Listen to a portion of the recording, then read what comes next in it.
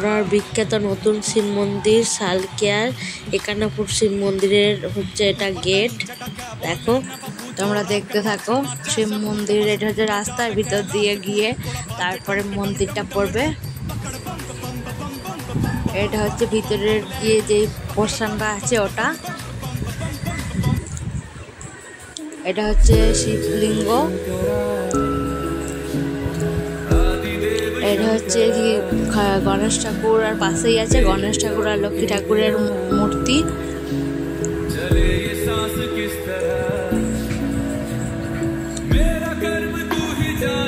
এবার এটা গিয়ে দেখো 51 ফুটের শিবলিঙ্গ শিব মূর্তি। পুরো এই মন্দিরটা তোমাদেরকে আমি দেখাচ্ছি, দেখতে থাকো।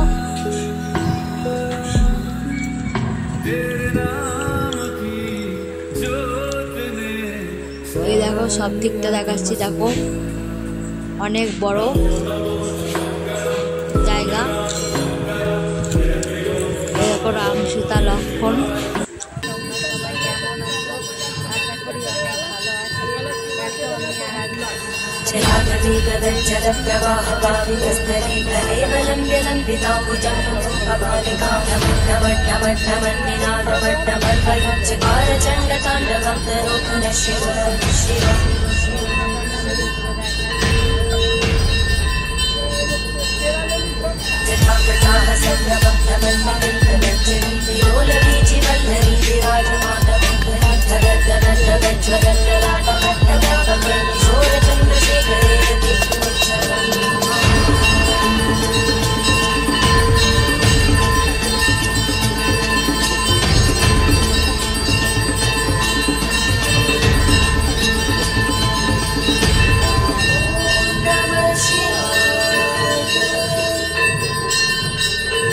এই দেখো 51 ফুটের শিব মূর্তি বাবা মহাদেব।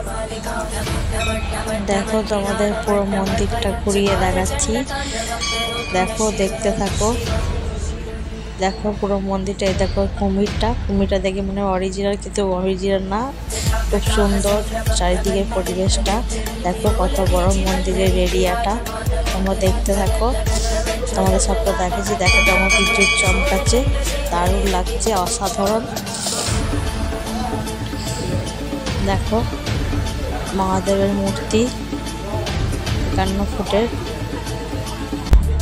দেখো বজরংবলীর মন্দির এটা।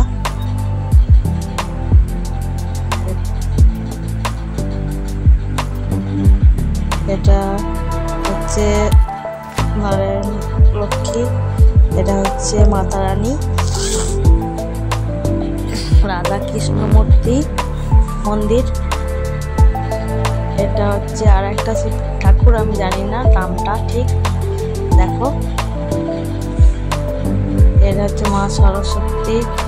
বিভিন্ন পরিবেশটা খুবই সুন্দর আর খুব মানে খোলামেলা। আর মা সরস্বতী জলের উপর আছে, পদ্ম ফুলের উপর বসে। দেখো এটা হচ্ছে কুমিরটা বললাম, দেখতে মনে হয় অরিজিনাল, কিন্তু অরিজিনাল না। দেখো মা সরস্বতীকে দেখো জলের উপর বসে আছে। দেখো কি সুন্দর লাগছে দেখতে, অসাধারণ যাকে বলে, দেখে মন ভরে যাবে। মহাদেব। এখান থেকে তোমাদের দেখাবো 12টা জ্যোতির্লিঙ্গ। এখান থেকে শুরু হচ্ছে, দেখো দেখতে থাকো। প্রত্যেকটা জ্যোতির্লিঙ্গ তোমাদেরকে দেখাবো।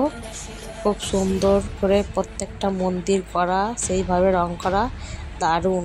তোমরা অবশ্যই ঘুরে যেও একবার, তোমাদের খুব ভালো লাগবে আশা করি। আমার তো খুব ভালো লেগেছে। দেখো এটা হচ্ছে প্রথম জ্যোতির্লিঙ্গ, তারপর তারা সেকেন্ড। এটা হচ্ছে সেকেন্ড জ্যোতির্লিঙ্গ,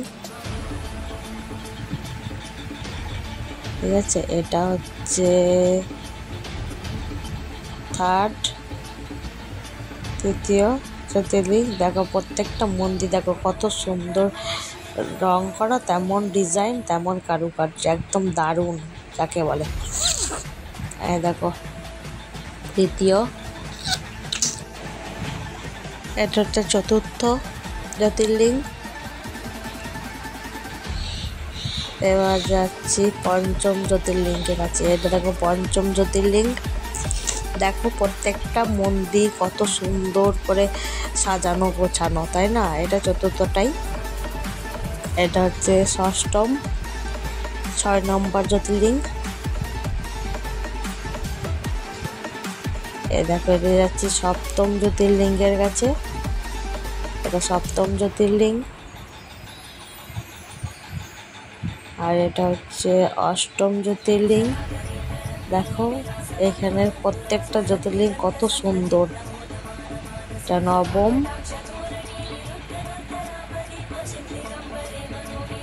দেখো নবম জ্যোতির্লিঙ্গ।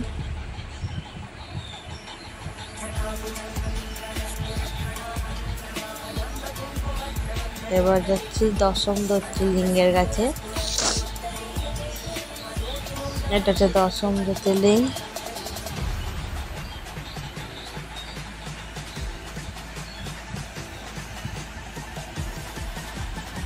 এটা হচ্ছে 11 নম্বর জ্যোতির্লিঙ্গ।